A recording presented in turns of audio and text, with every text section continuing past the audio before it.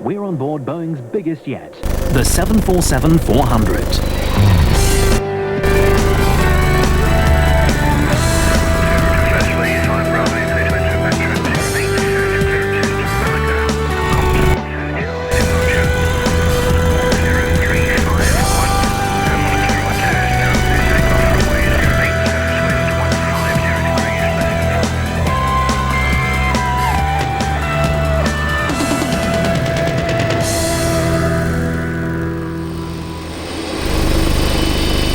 This is the latest and greatest of Boeing's family of giant jumbos. It's the largest version yet of the Boeing airliner that's dominated long-haul flying since the 70s. On the 400, the upper deck extends further back than earlier models, providing additional accommodation. On the tips of each wing are vertical winglets to improve aerodynamics. What does the commander of this aircraft, Captain Quist, think of the changes to the 747? It adapted quite nicely to the changes in the industry. 747-300 was bigger, of course, than the 200, but in the cockpit it was basically the same aircraft. But the 400 is a new generation aircraft with a glass cockpit and all kinds of computers and automation that make it easier to fly. And I like this aircraft very much. With a full load of passengers and fuel on board, this 747-400 is about to lift a total weight of nearly 400 tons into the sky. In fact, every 747 is a natural-born weightlifter, a family trait which gives a clue to the origins of the 747 dynasty.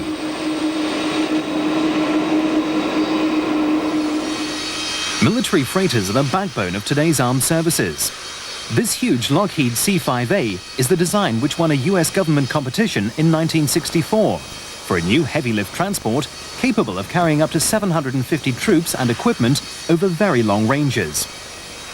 Boeing and Douglas bid too, but Lockheed had pitched the lowest price, and it was their C-5A design which clinched the contract and took to the air. At its Seattle plant, Boeing bounced back by taking the biggest risk in its commercial history. Using engines and advanced technology from its military freighter project, it began work on what was to become the largest airliner in the world. It was named the Model 747. In September 1968, astonished guests applauded as the first 747 was rolled out from the factory and stood in the sunlight 63 feet high and 231 feet long. It was time for a champagne christening.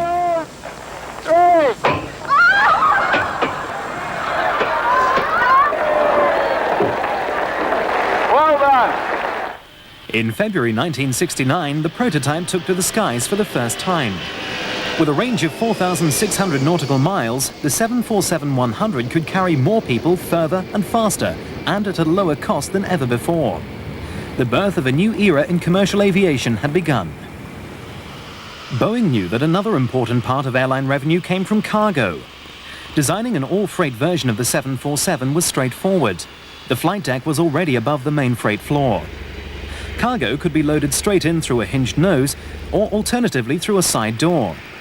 The 747 fuselage had been designed from the start to be wide enough to accommodate two standard 8-foot by 8-foot containers side by side. The wide body, the hallmark of the 747, was designed as much for freight capacity as passenger comfort. In later years, upgraded models followed. First, the 200 series. The length hadn't changed, but there were improved avionics and increased range.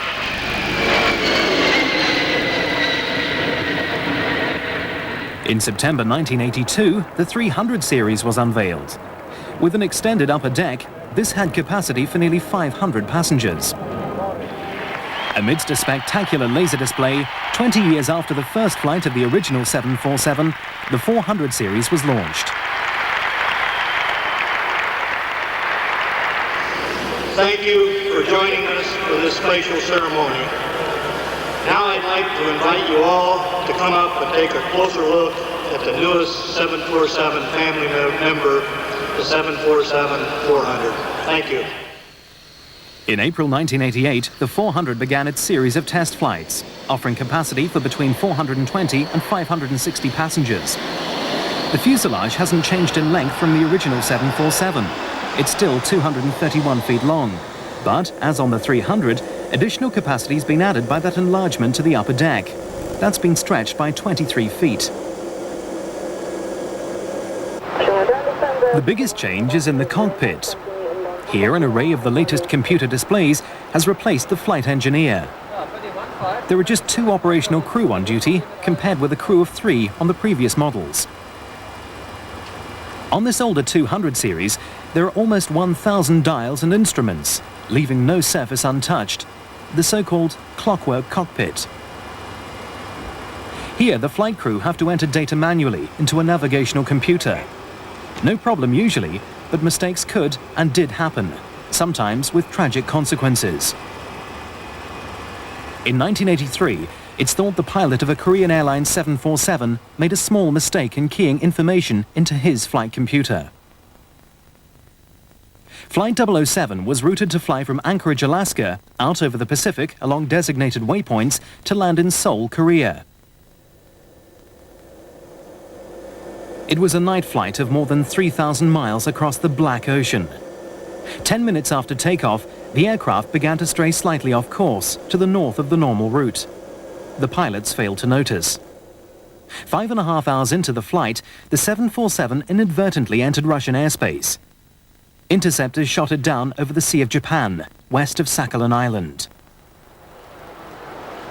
The latest generation of Boeing technology makes such human errors even less likely. The flight management system reduces the pilot's workload. Detailed information on hundreds of different routes is already stored in the computer's memory, cutting out the need to key in all the data manually. The system allows the pilot, at the push of a button, to enter a route number. The computer recognizes the code, selects the required data, and instructs the autopilot to fly the aircraft along the route. Captain Quist explains. The flight management system in this aircraft consists of 2 flight management computers which receive information from the inertial reference systems, VOR DME stations, and information that is being input by the pilots. For instance, when you start a flight, we look if the navigation database has the correct date. Then we tell the system at what position we are, which airport, and even which gate. And most of the airport gates are stored in the memory of the computer. And then we tell which route we will be flying. For instance, if we fly from Amsterdam to Hong Kong, we put in a route number, and that number is enough for the computer to know which route it has to fly. The only thing we add is the departure, the runway in use, and later on the arrival route and the landing runway at our destination. We can put in the flight number that is being used by various aircraft systems. And then it displays the route in magenta on the navigation display, on both navigation displays. Here you can see the runway in use and first part of the departure.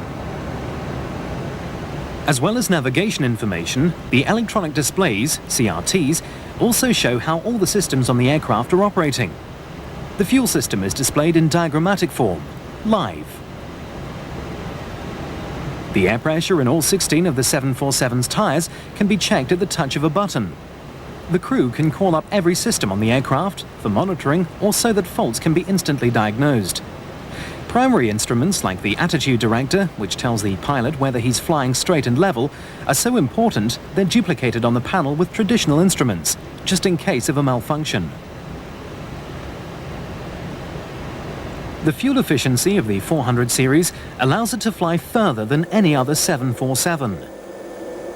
Each one of the highly efficient engines delivers 56,000 pounds of thrust, more power than the combined output of all 4 engines on the old 707. This improved performance allows the 400 series to fly distances well in excess of 8,000 miles non-stop. But that also poses a problem. It means a 14-hour stretch in the air for the passengers and for the crew.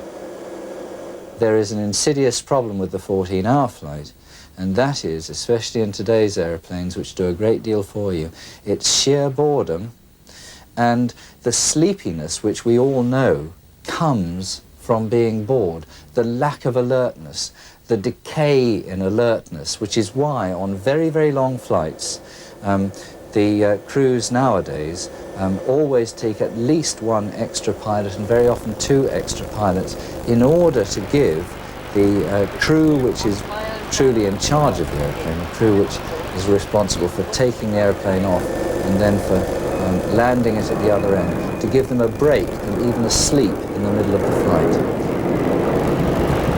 On the longer flights we are with 4 pilots, so we each have about 6 hours off, and what we do most of the time is divide it into 2 hours to reading a newspaper or a magazine in the crew rest behind us. What is the overhead crew rest? And we can have 4 hours in bed, and that really makes a lot of difference. It's very comfortable. I have been flying DC-10 without crew rest, and then you have to sit in the passenger cabin for several hours trying to sleep, with people moving all around you, with the lights on, the cabin crew starting the breakfast. And the quality of the rest there is not very good, while the quality of the rest in this crew rest is excellent, really. The 747 flies on, with the crew working and resting in rotation. We are now heading for open water and wilderness.